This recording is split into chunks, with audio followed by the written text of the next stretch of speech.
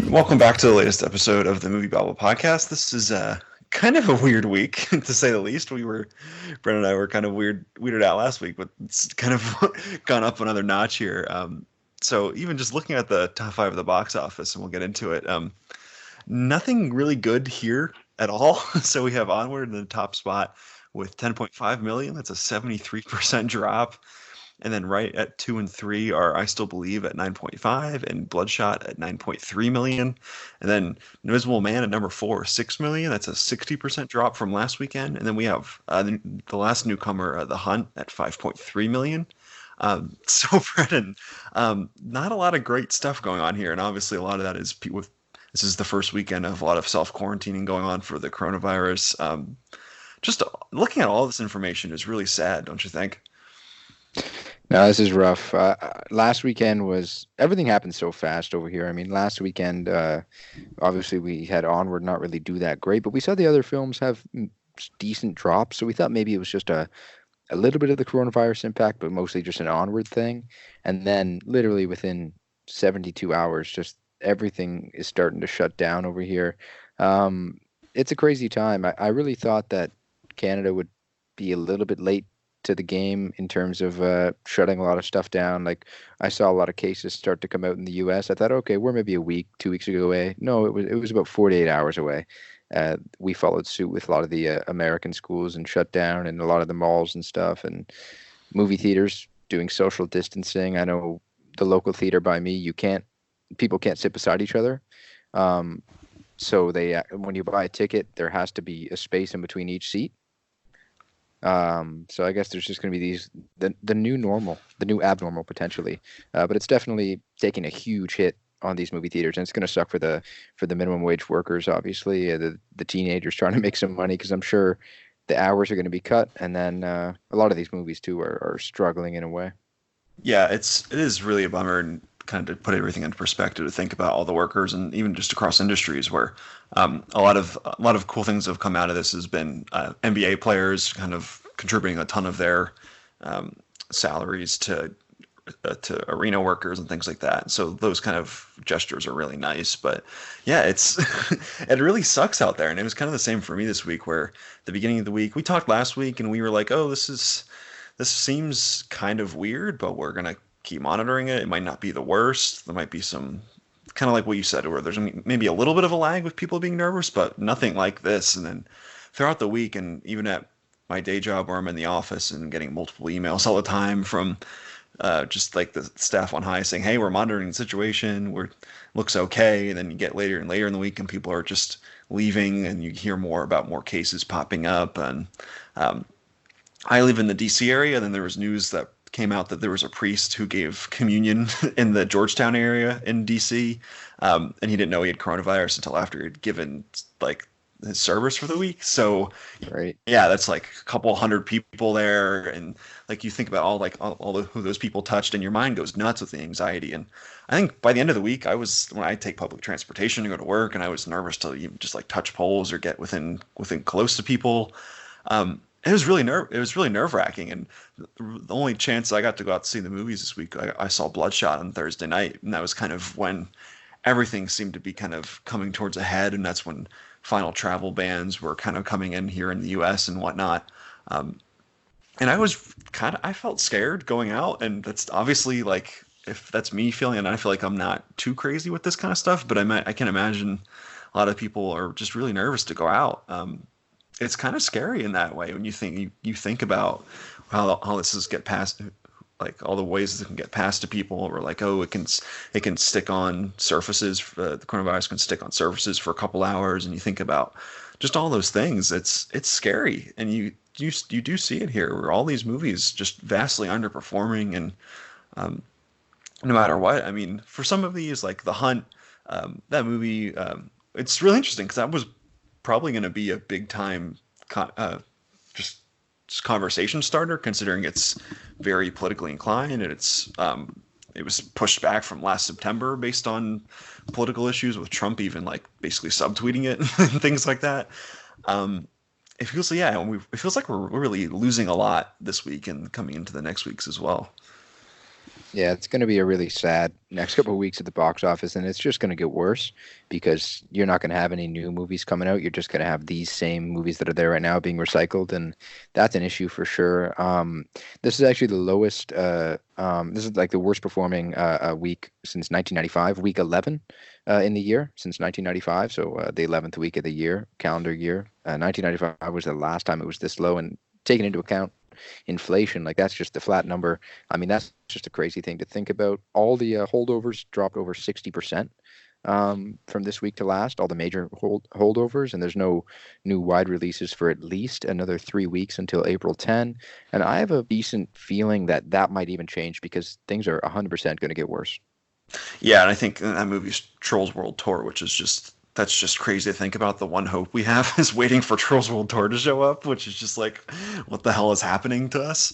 But yeah, that's definitely in that zone where the April 10, where it's like a lot of industries kind of they're on like a 2 week hiatus and they're going to kind of monitor the situation. I feel like, especially because we saw A Quiet Place 2 move this week and Mulan move kind of at the last second, along with like a bunch of other movies. So I imagine that Trolls is kind of just watching, see what goes on, and it might stick in that area if it improves somewhat. Because if you look at it positively, you think, oh, there's been no movies for a month, and if things start to take a turn for the better, people might start want to rush out to the theaters again. Maybe Trolls is the first thing they go to.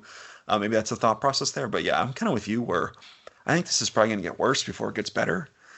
Sadly enough, where here in North America, we're kind of in that situation where we're about 2 weeks behind where Italy is currently, and obviously Italy is getting hit hard. We're basically the entire country is on a complete shutdown and everything's closed, just even down to like some grocery stores and corner shops where it's really scary. I don't think we'll get quite to that area because I feel like we had a little bit of a head start on maybe getting some things in terms of keeping people away and social distancing that might help mitigate it a little bit. But it's you see more cases pop up every day, and I'm sure there's more cases than are being reported. So we're really, yeah. I feel like this shutdown is we might come back next weekend and be like, well, we have literally nothing to talk about. Maybe each movie in the top five makes like $1 million or something.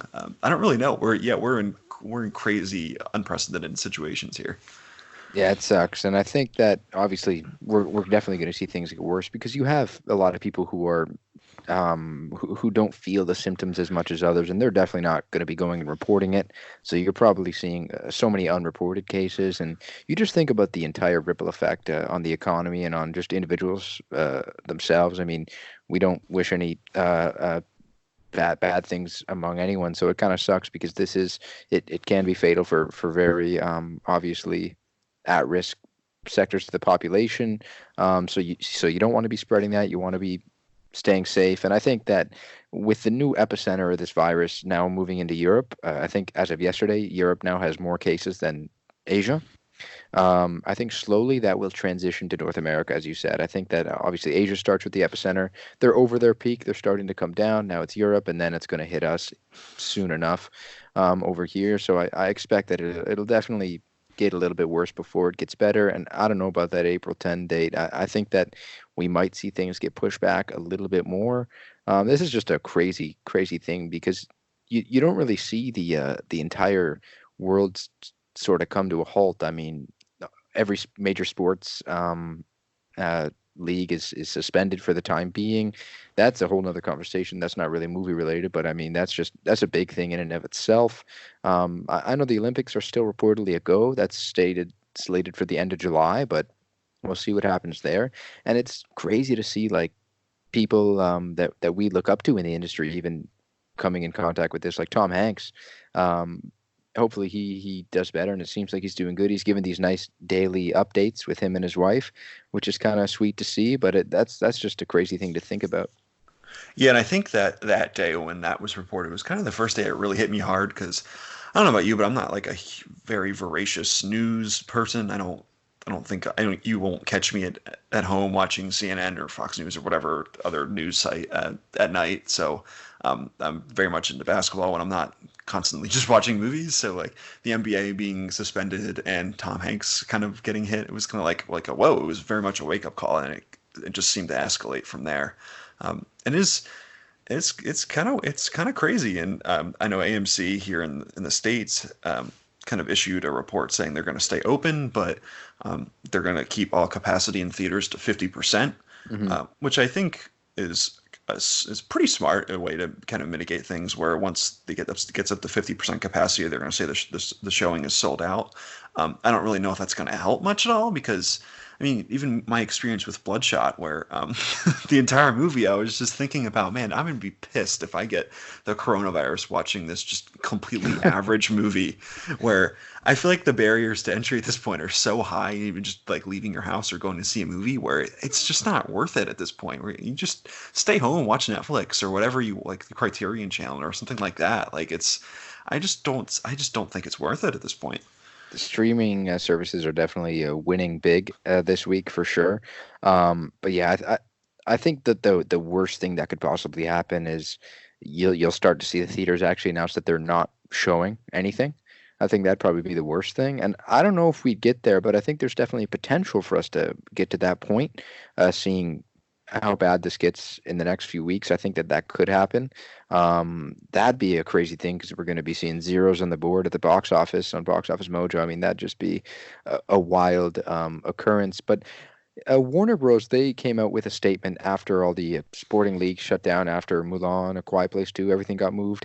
Warner Bros. Said, and then also Universal announced they're halting production. Warner Bros. Said they're going to continue with production on the 3 films that they're shooting right now, one being The Batman.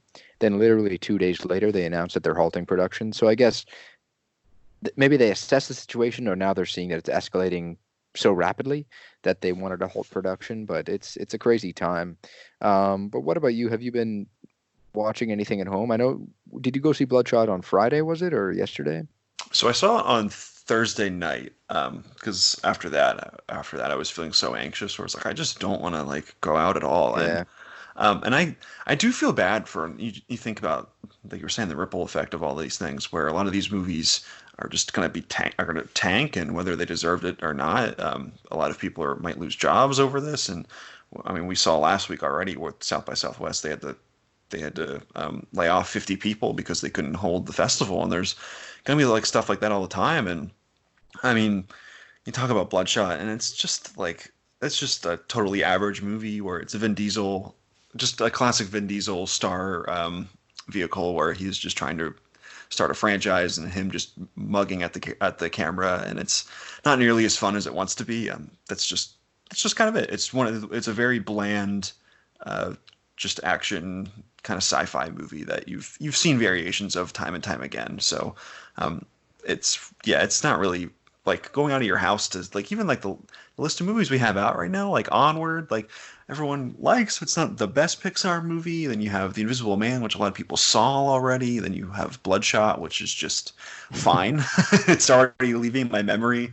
I Still Believe, which is very much a Christian movie, so I doubt people who don't really align to those like belief systems, maybe they're not like excited to go out and see that movie. Then The Hunt, like I feel like that's a movie that would do a lot better on streaming.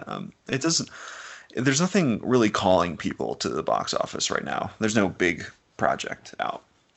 Yeah, no, and I think we saw Disney Plus release Frozen 2 and Rise of Skywalker early. I think they were scheduled to come out late March on Disney Plus or early April, and both of those films dropped early. I know Frozen 2 for sure. I'm pretty sure Rise of Skywalker, but I don't want to be held 100% to that. But I'm pretty sure that film as well. But both dropped, and I think a few other things dropped as well early. So the streaming services are definitely trying to take advantage of this situation to the best they can, and try to help out their customers a little bit, because we're gonna have a lot of time here just self-quarantining. And I was hoping to go to the theaters this weekend for sure, but things just happen so quick. I've haven't been able to do too much. I was at school on campus there, and then they announced that they're shutting things down. You can still live there, but they recommend you leave. All classes are switching online, so no point in me really staying. Dropped my weekend plans, came home, and I guess now it's just going to be online classes and Netflix. So I got to start making a little bit of a watch list. But what about you? Do you have anything that you're maybe wanting to catch up on, or what are you feeling? Yeah, there's always like an endless amount of movies out there, right? And I feel bad for I'm interested to see kind of on the line of what Disney Plus is doing with Rise of Skywalker. I'm interested to see if any of these movies kind of jump online really quickly, like something like The Way Back, which just tanked really hard in this weekend, obviously, just like everything else. But even something like Focus Features' new movie, Never, Rarely, Sometimes, Always, which released in 4 theaters this week here in LA and New York, which is a movie I saw at Sundance and it is incredible. And it was probably going to be one of the big indie movies of the spring. And it's about a 17-year-old girl who travels to New York to get an abortion with her cousin, and it's this really gut-wrenching, really honest, and just really just great movie that I can't recommend enough. But that movie, it tanked in the per theater average. It made $18,000 in 4 screens. So that's a movie where you see something kind of like what First Cow did a few weeks ago, where you see maybe like a 30,000 per screen, something like that. And I'm wondering if you just got to pivot towards online immediately, because I don't really see anything for these movies. But in the meantime, I'm kind of I'm home with my girlfriend's family right now. I've kind of escaped the DC area. It's kind of sort of turning into a hotbed for the time being. So a little nervous there, but I've started showing movies to them. I rewatched Drive with them last night, the Ryan Gosling, Nicholas Winding Refn movie, and that was kind of cool to see people watch that for the first time, considering just the sudden bursts of violence in that movie. It's really cool to watch that again. I rewatched Inception today because there's been for a minute I've kind of grown cold to a lot of Christopher Nolan movies, and And what's I the verdict? it's I don't I like it less and less every time I see it, and I feel like the Nolan Bros are coming. I can feel them coming after me already. Where I just don't like how his movies dole out information. It feels like they become so interested in the idea itself, where it seems like the entire movie is exposition and kind of explaining what's going on. And I think in Inception, I still have questions about what's going on in that movie. Right. Weirdly enough, like I don't really understand how Tom Hardy's Eames character can do what he can do, where he can shift personas, and he kind of acts as the Tom Berenger character for so long. I don't understand why he can do that, but other people can't. It's so weird because with all his high concept premises, I feel like you should understand a lot, especially because he's trying to explain so much of it. But then I end up having more questions at the end. So, um, and I think I've explained this a lot before, where I don't really get attached to the emotional beats of his movies. I think he's a very cold and calculated director. So when he creates very cold and cynical movies, I think is when he does best, which is kind of why The Prestige is my favorite movie for him, because it's about two very cold people kind of dealing with why they are so detached from humanity. Yeah. um, but what about you? What have you been up to? What have you been keeping your time with? Honestly, I mean, I think now since I'm back home, everything's kind of probably going to start going into relaxation mode, not as much bouncing around. I'll probably start doing things tomorrow, watching things tomorrow. So I got to start making up a little bit of a watch list. But I think that it'd be interesting to look at the Netflix top tens this week as well, and compare the two countries, Canada and the U.S. See what people are watching, because you know that the streaming services are definitely driven up today in terms of people hopping on and watching things. Yeah, absolutely. And I was actually going to pivot to that myself, where um, it's Netflix is definitely. It seems like it's the only winner out of this just really dire situation, where it's like this and Disney Plus and Hulu seem like they're the only things that are like getting any traffic at the moment. And it makes sense, right? Because you're stuck in your house and you have nothing else to do. So let's just watch a ton of movies. But yeah, so here in the US, like once again, it's Spencer Confidential is number one in the US. A lot of people watching that. And it just kind of feels like the MO for Netflix, where you get a couple stars and you put them in a movie, and then people are like, well, there's a very low barrier to entry. So people are like, why not? Let's see what's going on. So that's one here, and then the new Netflix movie of the week, Lost Girls, is actually number two here, um, which also makes sense because they're just marketing the crap out of both of those. And then three, and then I'll toss it over to you. It's funny because it's Number three is Outbreak, which is really funny. I mean, maybe not maybe not too much, but like kind of like it's playing off the anxieties. And I know Contagion is a big movie right now too, where a lot of people are rediscovering that. It's really interesting to kind of see that where it's just the big Netflix releases and then a movie that deals with the virus. Yeah, so Canada here, it seems like we're mirroring very similar to your top 10. So I have Lost Girls at 1 here in Canada, Spencer Confidential at 2, and then actually Contagion, yeah, at number 3, which is a pretty neat thing. Is it on you said it's not on the US Netflix right now, right? Yeah, I think Outbreak is the big virus one. Yeah.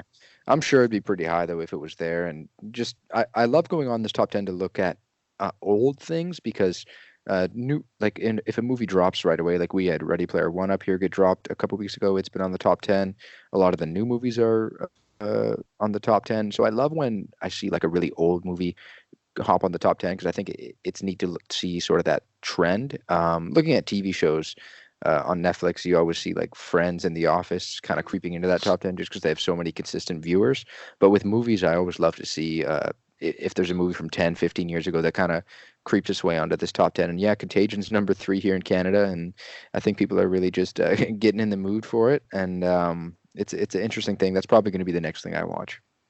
Yeah, and it's really weird here looking through the rest of the U.S. top 10 where there's a lot of obvious trends here. So at number 4 is Angry Birds 2, which just makes sense. You know, you have kids needing to watch something, you plop that on, it makes a lot of sense. And 5 is Space Jam.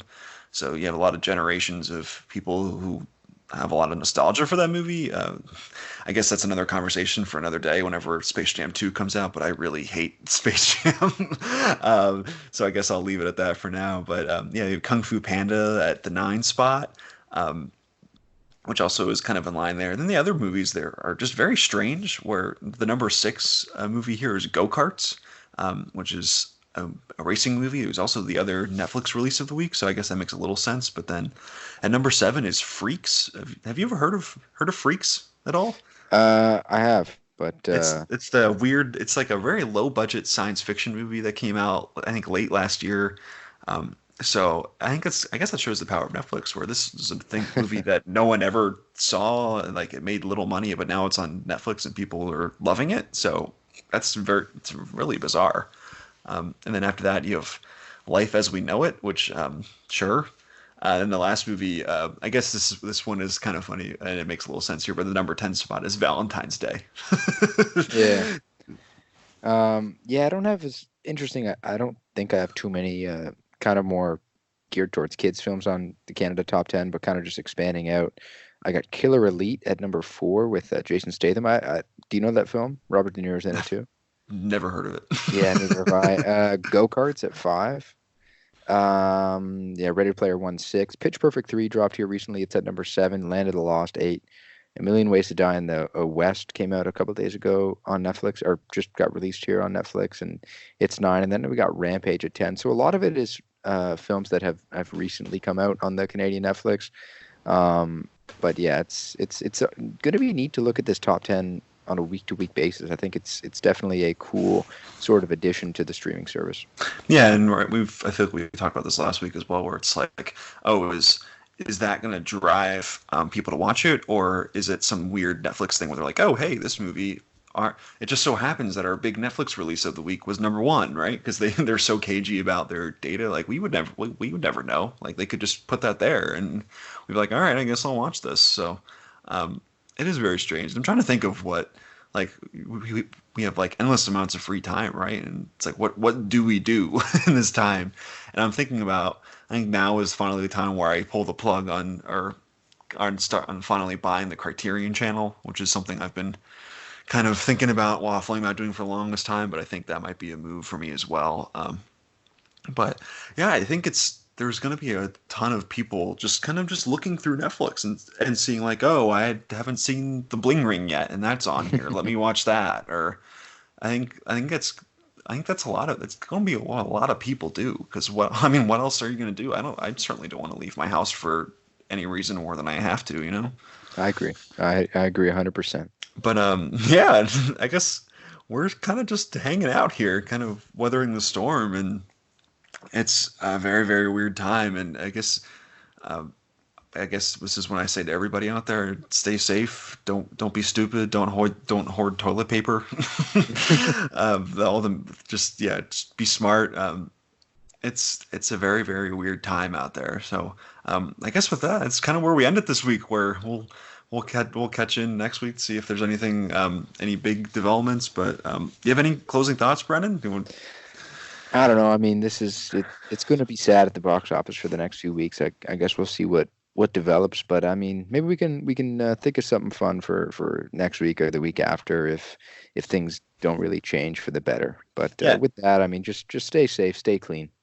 Yeah, maybe we do some fun where we kind of do our 2021 Oscars since there's no movies coming out. So we treat the first 2 months of the year as the nominees. So I guess congratulations to Best Picture winner Underwater, or I guess Call of the Wild winning Best Special Effects or something like that.